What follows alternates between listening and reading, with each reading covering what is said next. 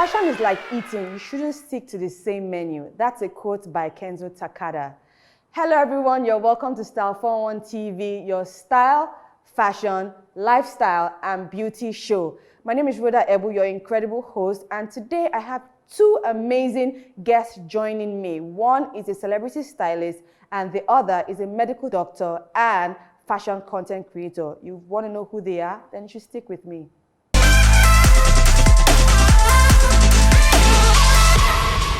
My first guest for today's episode is medical doctor and fashion content creator. I'm sure you already guessed what I'm talking about. Is none other than Akin Faminu. Akin, welcome to the show. Thank you so much. Thank you for coming. You look great as always. I love your, is it damask or jacquard? It's jacquard, but it's safari. So it's safari. Okay, who is it by? This is by Coach House, the Nigerian brand. Of course. I love it. I love it. I love it. You look really dapper. You look amazing yourself. Thank you. We have a tradition on this show. We have what you call the glam cam by Cinematics. So please step into our glam cam. Let's get a 360 of your gorgeous fit.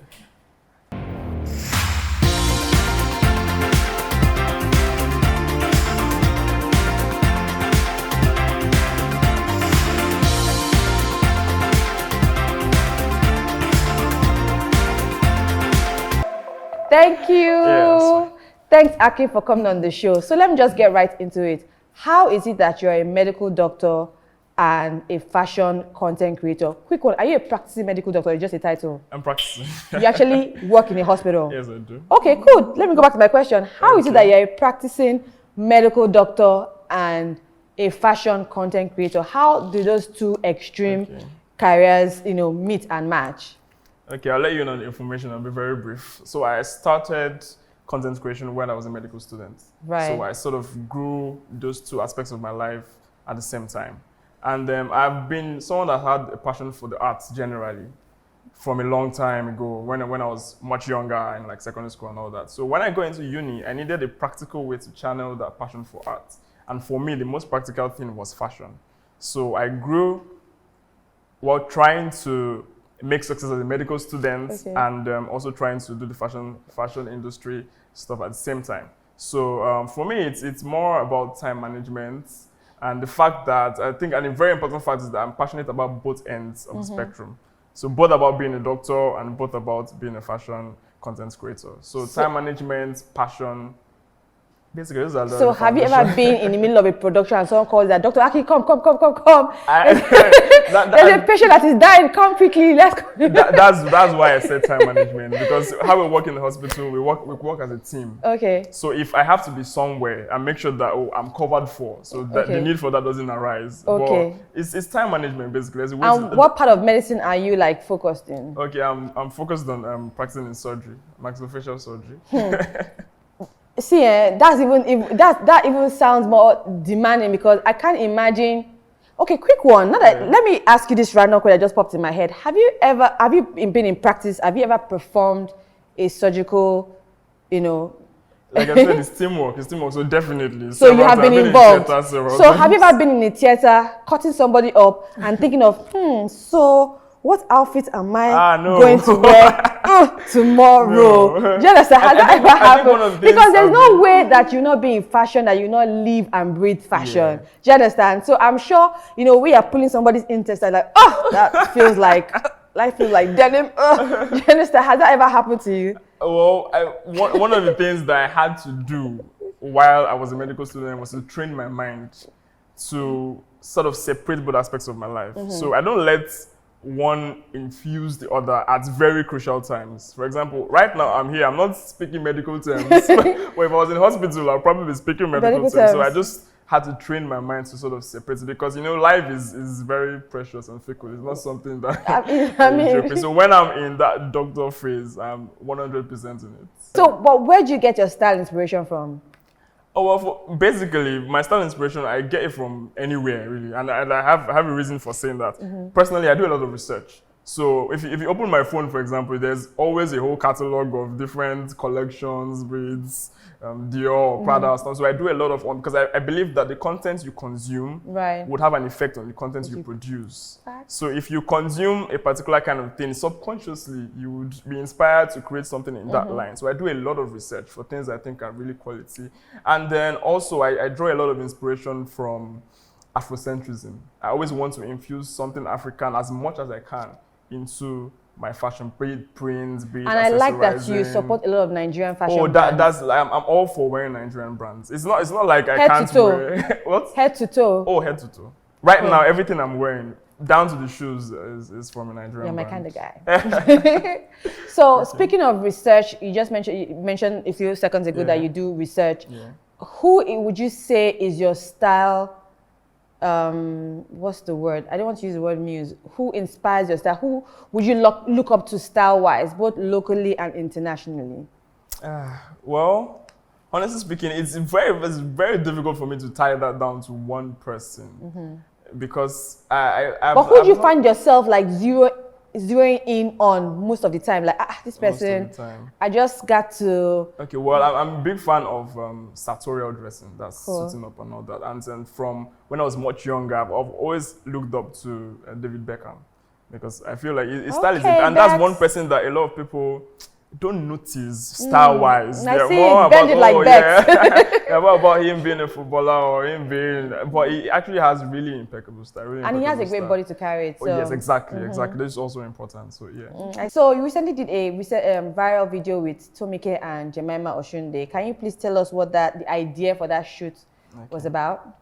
Okay, the major idea for the shoots was the fact that all three of us, we are really good friends. And then we always believe in... So friend and fashion. Yeah, exactly. I need more fashion friends. We always believe in encouraging people to, always help your friends to grow. It's important to grow together. So the point of the photo shoots was about friendship mostly. But then there was the fashion side to it as well. So it's not the first time we did. We also did it last year, but we try to focus on monotone colors. So we pick one particular color, which is usually like the Pantone for the year. So we pick the Pantone for the year and create the monotone looks from it. So last year we did a studio shoot. This year we did an outdoor shoot. So it's basically about friendship and fashion, like you said. I like that. Like I said, I need more fashion friends. I can take studio shows. But Akin, thanks for coming on the show. Yeah. I really appreciate you. I've always been a fan of your style, and I think you're doing amazing. I think for this generation, it's a smart thing that you're just not zeroing in on one career goal and you're balancing both career goals effectively, and that's cool. Don't go anywhere. I have a celebrity stylist joining me next on the couch.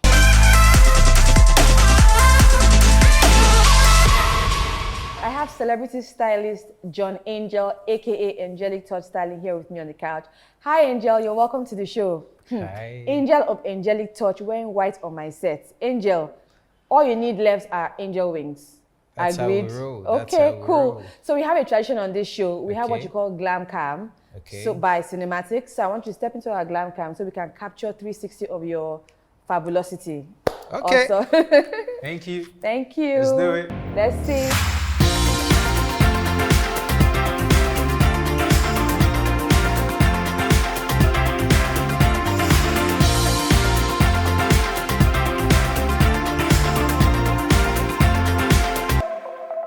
Thank you. You look amazing. Thank you. Welcome. Who's your suit by the way? From the Elite Men. The Elite Men, a Nigerian brand? A Nigerian brand. Of course, of course. So welcome to the show, Angel, and thanks for coming. Thank you too. So you're a celebrity fashion stylist who has worked with several celebrities. Tell us what's it like.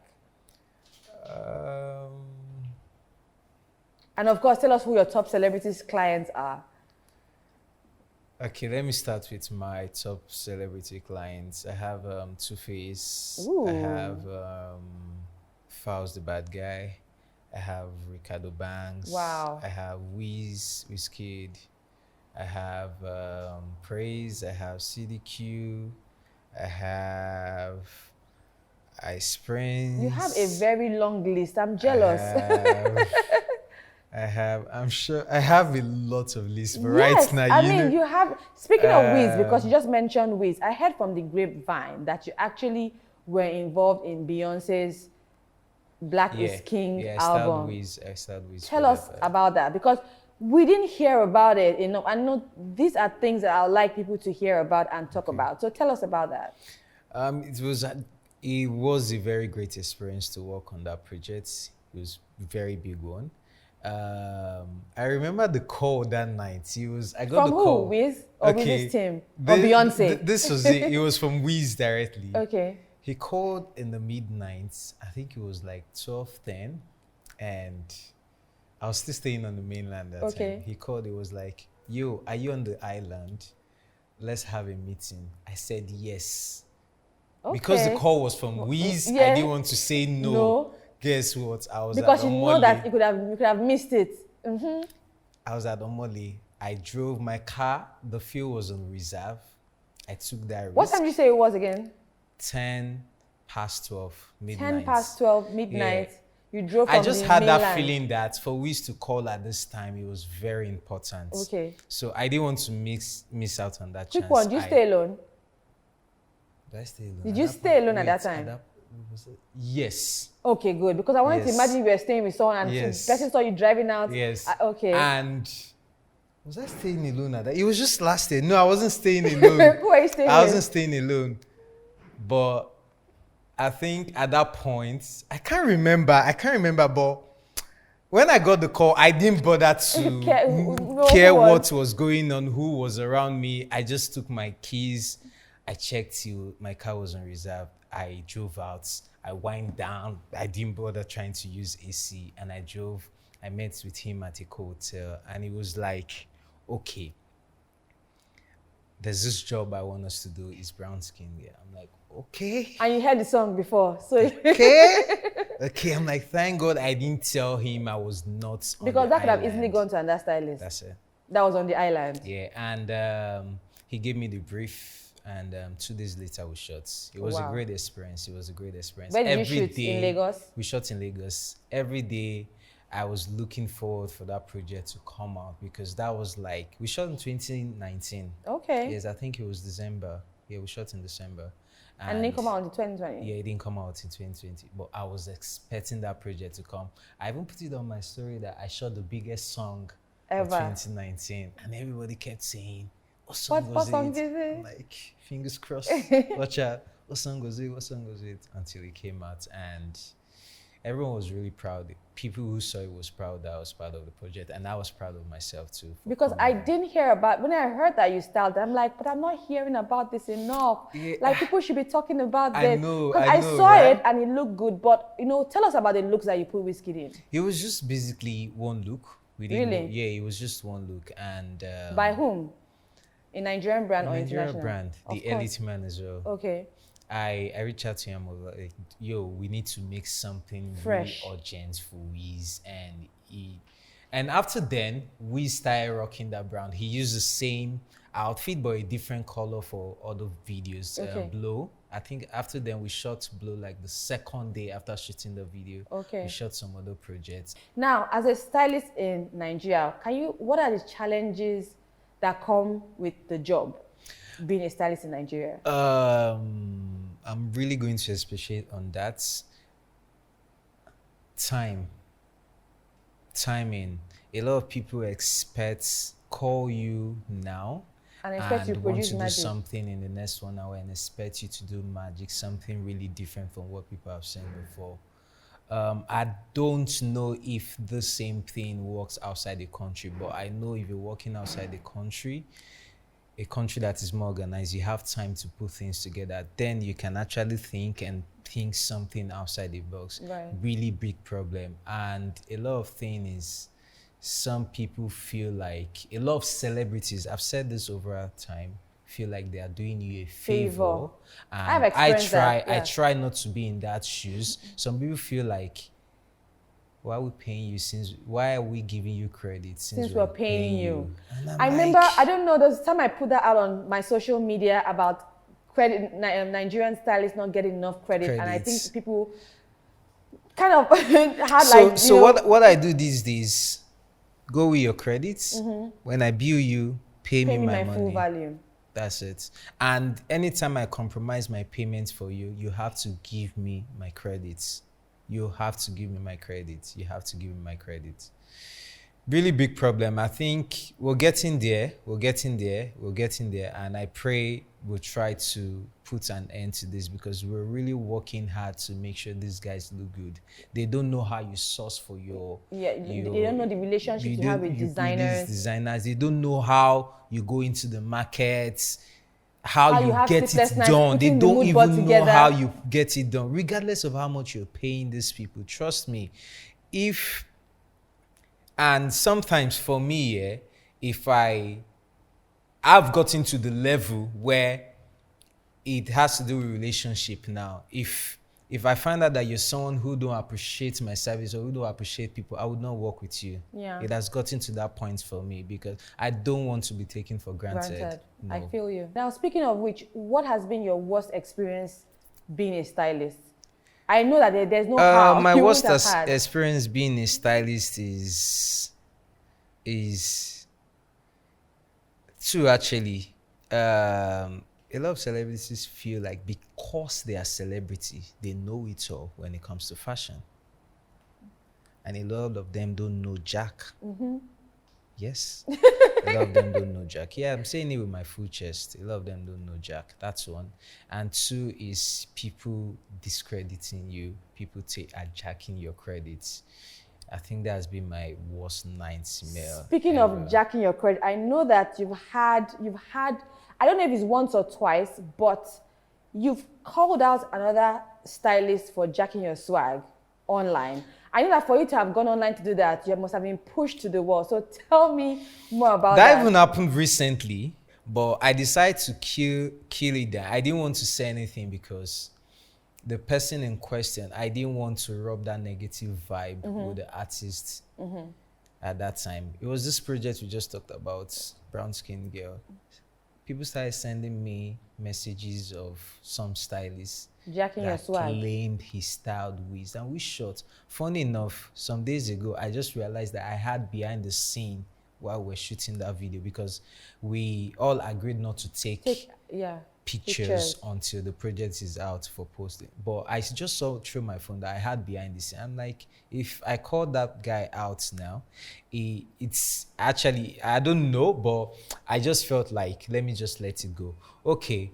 It was a colleague. It has happened over the years. The first time it happened was 2015. Same person. The first time it happened was 2015. I let it fly. I let it go because I was paid for the job, and I felt, okay, I don't collect the money, they drag credits. But still, at that point, that was what it felt like to me. And we shot this job in Enugu. It was for Timaya and Flavor. Okay. Timaya flew me all the way from Lagos to Enugu. He paid me, and he paid me really well. So that was why when this guy took the credits, I was just like, guy, blessing that credits be your problem. Take it. I just let it go. I didn't say anything about it. It came again when we shot the Banj Emergency. The same thing happened. Bam Bam and Teddy's wedding in Dubai. I gave this guy the BBA, what's his name, Ike. Yeah. I gave him all the look from Lagos, how he was going to wear. In fact, I even did fitting in his house. I posted. So after, Ike didn't even send me a picture or video. I just saw it on his page. So I took it, I posted it. Then that night, I just saw going around. He already posted, styled by him and all that. But Ike put the right credit though. Okay, what Ike did first was, he put both of us name there. I can't remember the caption he used. Yeah. He put both name there, and I'm like, I don't understand. What did this guy give to you? What did he do? I checked everything again. It was everything I gave him from Lagos. Yeah. And I'm like, I don't get. So I sent him a message. Bro, I don't understand what's going on. How did this guy come into the picture? He didn't say anything. He read and he didn't say anything. At that point, I was not even paid yet. He said when it's back to Nigeria, he was going to pay me. So I reached out to his management. They were like, Angel, just calm down. We saw this. I'm sure there's something, there's a messed up somewhere. Then the next thing again, I saw styled by him. Now, what they now put Suits by Angelic Touch, then starred by this guy. Then I called again until the next morning. I couldn't sleep. I've never called. This is my 11th year, and wow, that's a I've long time. never had anything to argue about any of my clients or with my colleagues in the industry. I have never. So I was really careful calling him out because I didn't want to be seen as such person or dragging with anybody. So it really took me time before I decided to call him out. And I called him, I think I called him out first. Immediately I called him out, Ike went and edited it. Removed my name totally and put this guy. So that's when I went mad. I called him out and I'm like, yo, I'm dead serious. If you get back to Lagos, I'm giving you 2 days to bring my outfits and pay me my money, and nothing must happen to the outfit. Wow. But we're cool now. But we're cool. That's cool. That's cool to hear. That was rather dramatic. Even with the same stylist. It was viral. So cool. We met 2 days after. Yeah. So who would you say are your favorite Nigerian brands to go to? I have Bankole Thomas, the Elite Man, Tweef. Fair enough. So we're going to play a quick game. It's called Trend or Tragic. Okay. So I'm just going to mention a few menswear trends. If you say trend, that means something worth having. Okay. And if you say tragic, that means no. Okay, so yeah, I'm just gonna ask you that now. So, number 1, pussy bow shirts for men. Pussy bow. That's shirts with all this pussy bow. We've seen one now. Ebuka won one for trend. Okay, I wasn't expecting that. Okay. Exaggerated sleeve shirts for men. Exaggerated sleeve shirts. That's shirts with exaggerated sleeves, like almost feminine. Trend or tragic? Tragic, okay. Crop tops for men. Guys wear crop tops too. Who are those guys? Okay, sheer shirts for men. Sheer shirts. That's like all this sheer, like transparent shirt. Okay, yeah. It's sometimes chiffon or nets. It's trendy. It's fashionable. I guess depending on who's wearing it. Yeah, depending on who's wearing it. Okay. Fanny packs. For men. Yeah. Fanny. Yeah. Trend. Okay. All right. Harness belts. Oh yeah. Trend. Cool. Bucket hats. Oh. Trend. Okay. Dad trainers, chunky trainers, dad trainers, trend. Okay. And lastly, short shorts, like really short shorts. Shorts, bomb shorts. Yes. Like also. You said it, not me. Tragic. Okay. All right, guys. That's it. I'm so sorry. All right, guys. That's it. That should be ambassador for bomb shorts actually. All right, Angel, thanks for coming on the show. I really appreciate pleasure. you. Thanks for coming. You're welcome. Yeah. I had fun as well. Thank you so much. And all the best in all your work. And continue. Good luck. And more wins for you. Don't go anywhere. Akin will be sharing with us 5 4-1 style tips.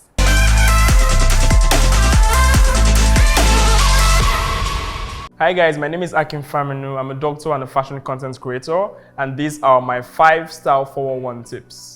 First of all, keep it simple. Simplicity is the keynote of all elegance, so always try to keep it simple, start from there. Secondly, it's very important for you to accessorize. I'm all for accessorizing, so use the right accessories, it gives your outfit a lift. Thirdly, it's important for you to understand your patterns and your colors. For example, using horizontal patterns will make you look bigger, using vertical patterns will make you look more slender or taller. So whichever one works for your body type. Fourthly, it's also nice for you to experiment. So when you know that you've gotten the basics right, you can now start to experiment, try to mix patterns, mix colors. It just gives you this fashion forward edge. And fifthly, it's important for you to keep it clean. Because no matter how good your fashion looks, if you don't look clean enough to carry the look, then it's going to look a bit tacky. And that's it. Thank you for watching.